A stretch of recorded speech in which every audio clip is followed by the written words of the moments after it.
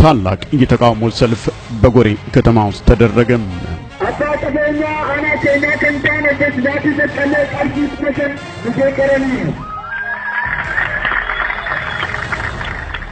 በህዝብ ፍላጎት የተዘጋጀ ሰልፍ ነው። በሰልፉ ላይ መሳተፍ ያልፈለገም ያለ መሳተፍ መብቱ ቢጠበቅም ባንቀልባ ህፃን ያዘሉ እናቶች እንኳን ሳይቀር በዚህ ሰልፍ ላይ ተሳትፈዋል። ህዝቡም በነቂስ ነው የወጣው። እስከ 10,000 የሚደርስ የጎሬና አካባቢው ነዋሪ ህወሓት በሚባለው አምባገነናዊ ቡድን ተንገፈገፍን በዘረጋው የሽብር መዋቅር ተሸበርን፣ ታሰርን፣ ተገደልን፣ ተሰደድን፣ በቃን አለ። በ26 ዓመት የህወሓት አገዛዝ ውስጥ ታይቶ የማይታወቅ ሰው ተሰብስቦ ጎሬን በለውጥ ድምጽ አደመቃት ይላሉ እማኙ። ታይቶ አይታወቅም። ህዝቡ እንግዲህ በአጭሩ ከፖሊስ ጣቢያ አንስቶ ማርያም ቤተክርስቲያን ጋር ነው የቆመው። ባጊንም መጣ ስፋልቲ ጩፌ ፖሊስ መጣ ፖሊስ ጣቢያ ብረው ሁሉንም ማዳረኒያው ትብር ሂደቱ በጣም አሪፍ ነበር። ያው ከነበረው ህዝብ ፍላጎት ከነበረው ህዝብ ብሶት አንፃር በጣም ነው ተሳካው ሳካ ሂደት ነበር። ህዝብ ብዛት ያው በአይን እስከ 10,000 ይገመታል። የወረዳው አስተዳደሮች አቤቱታ ሰሚ ሳይሆኑ በተቃውሞ ሰልፉ ላይ ተሳታፊ ነበሩ። ቄሮች ወይም ወጣቶች ተደራጅተው ህዝቡን አስተባበሩ። አዛውንቶችና አባገዳዎች በምርቃት የፈጣሪን ምህረት ለተቃውሞ ሰልፉ ደመሩ። የመንግስት መስሪያ ቤቶችና ትምህርት ቤቶች ተዘጉ። በጸረ ጭቆናው ጥረት አበሩ። የግል ባንኮች፣ የንግድ ድርጅቶች ዛሬ ስራ አልሰሩም የሚሉት እማኞች በቃ ሁሉም አበሩ፣ ተባበሩ። የነጻነት ቀንዲልን በጎሬ ከተማ ይዘው የለውጥን ብርሃን ዳግም አበሩ። የወረዳው አስተዳደር አለ፣ ቄሮና ፎል የሚባሉ ወጣቶች አሉ፣ አባገዳ አለ። የመንግስት ቢሮ ሙሉ ለሙሉ ዝግ ነው። ትምህርት ቤቶች ዝግ ነበር። መምህራን፣ ሰራተኛ፣ የቤት እመቤቶች ተናዝሎ ሁሉ ነው የወጡት። በ26 ዓመት ማለት ታሪካዊ ነው። እንግዲህ ህዝቡ ፍላጎት ያደረገው ተቃውሞ ሰልፍ ነው። ከማንም ግፊት ሳይኖር ብሶቱን በአደባባይ የገለጸበት ቀን ነው። በጣም ደስ ብሎናል። 26 ዓመት በዲሞክራሲ ስም የተንሰራፋው ጭቆና ዛሬም አልተቋረጠም። ከአንድ የዘር ሐረግ የበቀሉ የህወሓት ባለስልጣኖች የዘረጉት ያፈና መረብ ውስጥ ለመውጣት የተደረገ ጥረት ነበር ይላሉ የዛሬው የተቃውሞ ሰልፍ።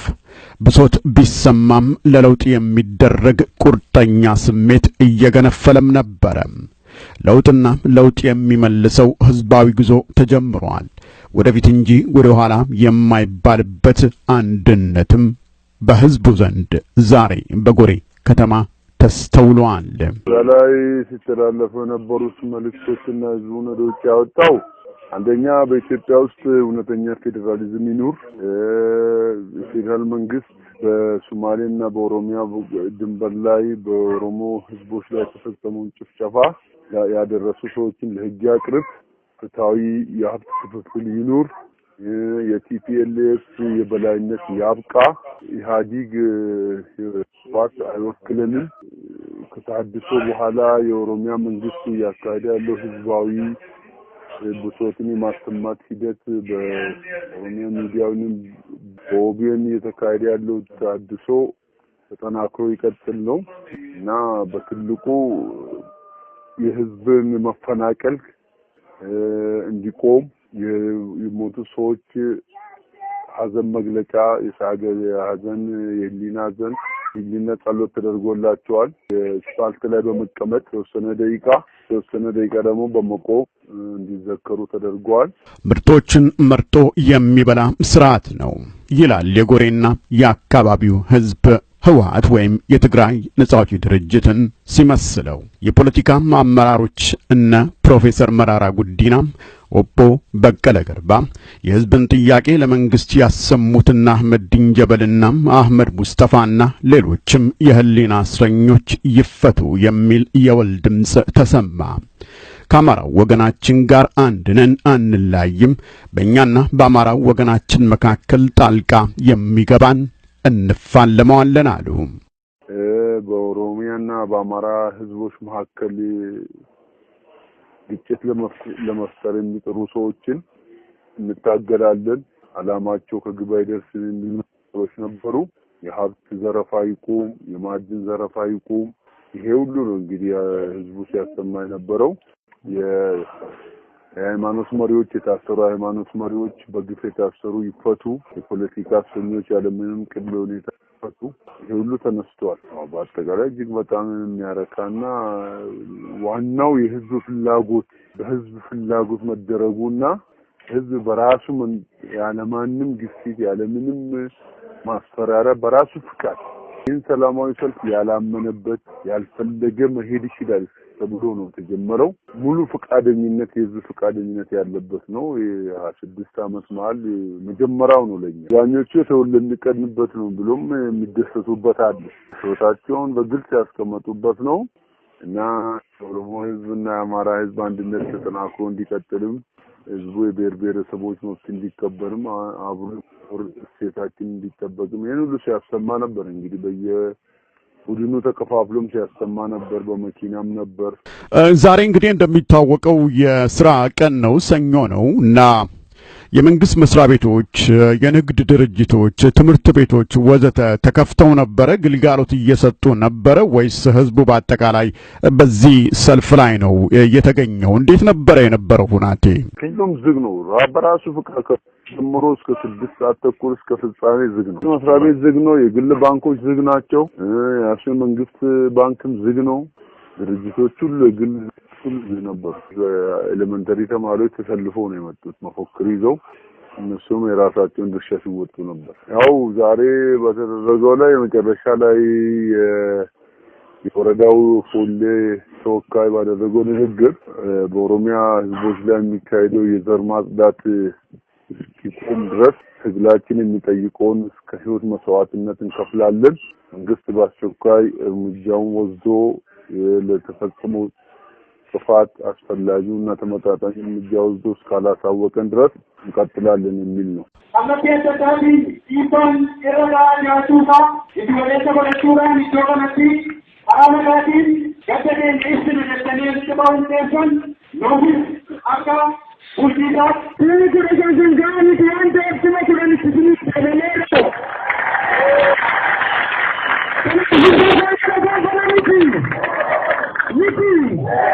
በቀናት ውስጥ በርካታ ሰዎች በኦሮሚያ ክልል ውስጥ ሲሞቱ ጠቅላይ ሚኒስትር ኃይለ ማርያም ደሳለኝ ረቤለሽ መግለጫ ሰጥተዋል የሚሉት የጎሬና የአካባቢው ነዋሪዎች የፌደራል መንግስት አገሪቱን ማስተዳደር ካቃተው ስልጣኑን በአስቸኳይ ሊያስረክብ ይገባል በማለት አሳስበዋል።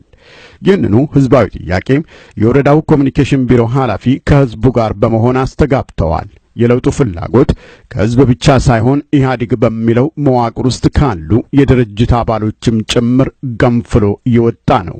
የፖሊስ ሰራዊትም ተጨምሮ ከህዝቡ ጋር ድምጹን ሲያሰማ ታይቷል።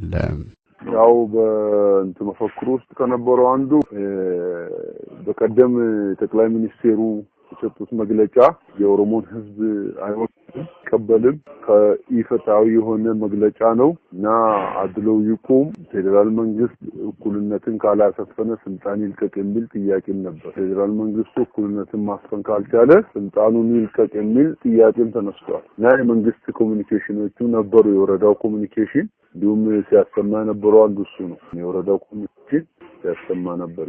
ጎሬ ታሪካዊት ናት። አያሌ አገርን የመሩ ምሁራንን አፍርታለች። በአገር ግንባታ ውስጥ ከመንግስት መስሪያ ቤት እስከ ከፍተኛ የስልጣን ማዕረግን የጨበጡ ሰዎችን ለኢትዮጵያ ሰጥታለች። ጎሬ አገር የተማረባቸውና ያደነቃቸው ጸሐፍት፣ ጋዜጠኞች ከጎሬ በቅለዋል። የዛሬው ሰልፍ ዘር፣ ቋንቋ፣ ሃይማኖት ያለየው ነበር። አባገዳዎች በምርቃት ከፍተው በምርቃት የዘጉት ሰልፍ እየተሳካም ነበርም። ሁሉንም ብሔር ብሔረሰቦች ሁሉንም በጎሬ ከተማ እንግዲህ እንደምታውቀው የሌለ ብሔር የለም። አማራ አለ፣ ወላይታ አለ፣ ጉራጌ አለ ሁሉም አሉ እንግዲህ ከመላ ኢትዮጵያ የተውጣጣ ብሔረሰብ ነው ያለው እዚህ አካባቢ ሁሉም ነው። እንግዲህ ዱዓም ተደርጓል በአባ ገዳዎች ሰፊ ዱዓም መክፈቻ ዱዓም እነሱ ያደረጉ መዝጊያንም እነሱ ናቸው ያደረጉት። በሰላም ነው የተጠናቀቀው። ከሶማሌ ክልላዊ መንግስት ጋር በመተባበር በህወሓት የሚመራው መንግስት ከግማሽ ሚሊዮን በላይ የሚሆን የኦሮሞ ተወላጆችን ማፈናቀሉን የሚገልጹት የጎሬና የአካባቢው ነዋሪዎች እነዚህ ተፈናቃይ ዜጎች መልሶ ለማቋቋምና ለመርዳት ሰላማዊ ሰልፍ አድራጊው ከፍተኛ የገንዘብ መዋጮ አድርጓል ሲሉ ይናገራሉ። በመዋጮው ላይ ግለሰቦች በኪሳቸው የያዙትን ከመለገስ አንስቶ ባለጸጋዎችና የንግድ ድርጅቶች ባንኮችም ጭምር ተሳትፈውበት ነበርም ሲሉ ያዩትን ይናገራሉ። እና በመጨረሻ ለተጎዱትና ከቤታቸው ለተፈናቀሉት ኦሮሞ ብሔረሰቦች ሲዋጣ ነው የነበረው። መጨረሻ የገንዘቡን መጠን ባላውቅም በአንድ ሰው ግለሰብ ከ25,000 አንስቶ ከ100 ብር 220 ብር 10 ብር እስከ መስጠት ሁሉም ሰው የራሱን ድርሻ ሲወጣ ነበር። ዛዛው ላይ ህብረት ባንክ፣ ኦሮሚያ ህብረት ባንክ፣ ኦሮሚያ ኢንተርናሽናል ባንክ የአልዴ ወረዳ አስተዳደር ያው ሰራተኛውና ማህበራዊ ጉዳዮች በሰራተኞቹ ወክሎ 10% ከደሞዛቸው እንደሚሰጡ ቃል ገብተዋል።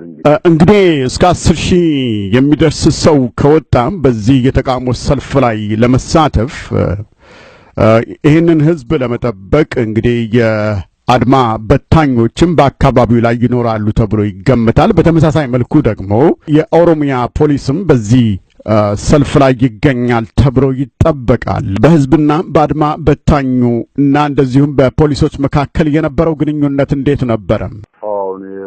ወረዳው ኦሮሚያ አድማ በታኞች ነበሩ፣ ግን ከህዝቡ ጋር ተስማምተው ከህዝቡ ጎን ሲሄዱ ነው የነበሩት። ምንም አላረጉም።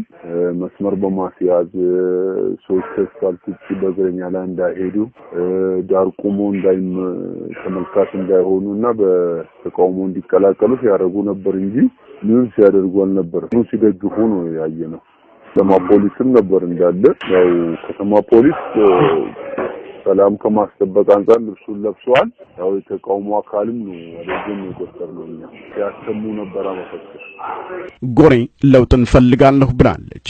የፌደራል መንግስቱን በቃኝ ብላለች። ከክልል የለውጥና የተሃድሶ መንግስት ጋር አብሮ መቆሙ መስዋዕትነት የሚያስከፍልም ቢሆን ቆማለሁ ብላለች። ጎሬ አቶ ለማ መገርሳና ዶክተር አብይ አህመድን በታማኝነት አስፈላጊ ከሆነ በመስዋዕትነት እንከተላለን እንደግፋለን ያለች ጎሬ ለህወሓት ወይም ለትግራይ ነጻ አውጪ ድርጅት መልእክት ልካለች። የ26 ዓመት ዘረፋ፣ ግድያ፣ ማሰር፣ ማፈናቀል በቃ ስትል በህዝባዊ ውህደት በተጣመረ ህብረ ድምጽ በቃኝ አለች ጎሬ። በርግጥ የትግራይ ነጻ አውጪ ድርጅት ይህንን ድምጽ ይሰማልን ወይስ ያገዛዝ ዘመኑን ቁጥር ከ26 በላይ ለማዝለግ ሌላ ሴራ ያሴራል? ከዚህ ጥያቄ በላይ ጎልቶ የሚሰማው ለውጥ የሚለው ድምጽ ነው። ሳዲቅ አህመድ ነኝ። ልብ ያለው ልብ ይበል። Dekidan, Sangana Malikanudan, Akasimas, Karsitmakudan, Nidra Karsit Makudan.